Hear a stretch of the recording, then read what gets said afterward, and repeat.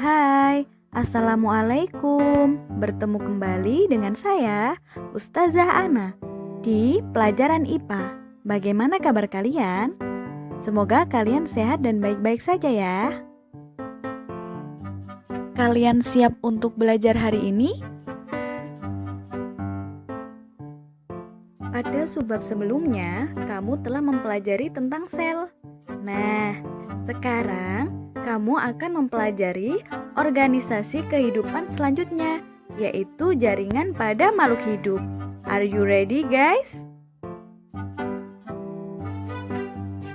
Pasti kamu bertanya-tanya, apa yang dimaksud dengan jaringan itu ya? Yuk, mari kita diskusi bersama-sama. Sekarang, kita simak penjelasannya bersama-sama ya. Jaringan itu merupakan sekelompok atau kumpulan sel-sel yang memiliki asal-usul, bentuk, dan fungsi yang sama. Akan tetapi, kamu juga harus tahu bahwa ada jaringan yang terdiri dari sel-sel yang berbeda bentuknya. Contohnya yaitu darah. Nah, itu tadi penjelasan mengenai jaringan. Sekarang, kamu akan mempelajari lebih lanjut mengenai jaringan. Kamu akan mengenal beberapa jenis jaringan yang menyusun tumbuhan dan hewan. Hari ini kita akan bahas tentang jaringan tumbuhan.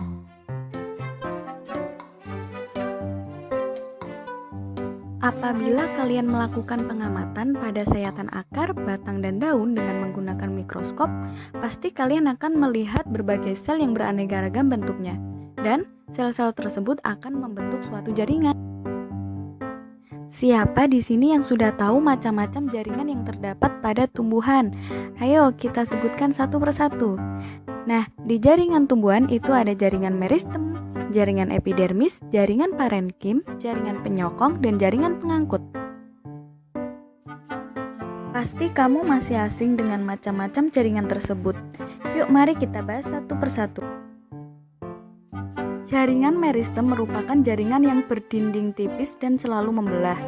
Jaringan ini berfungsi untuk pertumbuhan pada tumbuhan. Nah, kalian dapat menemukan jaringan meristem di ujung akar, batang, dan daun. Struktur jaringan meristem bisa kamu amati pada gambar di samping. Selanjutnya ada jaringan epidermis. Jaringan ini disebut juga dengan jaringan pelindung atau protektif karena dapat melindungi sel dari kerusakan dan kekeringan. Jaringan epidermis tersusun atas selapis sel yang hidup dan berbentuk tipis. Jaringan ini tersusun sangat rapat dan melapisi permukaan organ tubuhan seperti akar. Nah, selanjutnya ada jaringan parenkim. Jaringan parenkim ini kalian akan mengenal parenkim palisade atau jaringan tiang dan parenkim spon atau jaringan bunga karang. Parenkim palisade itu berfungsi sebagai tempat berlangsungnya fotosintesis karena memiliki banyak kloroplas. Parenkim spons itu juga berfungsi sebagai tempat berlangsungnya fotosintesis, akan tetapi dia lebih sedikit kloroplasnya. Selain sebagai tempat fotosintesis, parenkim spon itu juga berfungsi sebagai tempat penyimpanan hasil fotosintesis. Kedua jaringan itu bisa kalian temukan pada organ daun. Nah, bisa kalian lihat pada gambar yang sudah Ustazah lingkari bahwa parenkim spons itu terletak di bawah parenkim palisade. Nah, selanjutnya ada jaringan penyokong atau bisa kita sebut dengan jaringan penguat. Di sini, jaringan ini juga terdiri atas jaringan kolenkim dan sklerenkim. Kedua jaringan ini sama-sama mengalami penebalan dinding sel. Bisa kamu lihat pada gambar di samping, jaringan kolenkim mengalami penebalan yang tidak merata. Penebalan ini terjadi karena adanya selulosa, contohnya pada tangkai daun. Bisa kamu lihat pada gambar di samping bahwa jaringan sklerenkim itu mengalami penebalan secara merata dari lignin, contohnya pada batang, tulang, daun, dan penutup luar biji yang keras. Selanjutnya, jaringan pengangkut. Jaringan ini terdiri dari xilem dan floem. Kamu tahu tidak kalau jaringan ini dapat dilihat secara langsung loh? Misalnya saat kamu mencangkok tanaman. Bagian luar batang atau kulit yang dihilangkan hingga yang tertinggal hanya kulit yang berwarna keputihan. Nah, bagian yang dihilangkan itu yang disebut dengan floem. Sedangkan kayu yang ada di dalamnya yang berwarna keputihan itu yang disebut dengan xilem. Xilem atau pembuluh tapis itu berfungsi sebagai mengangkut air dan garam mineral dari akar ke daun.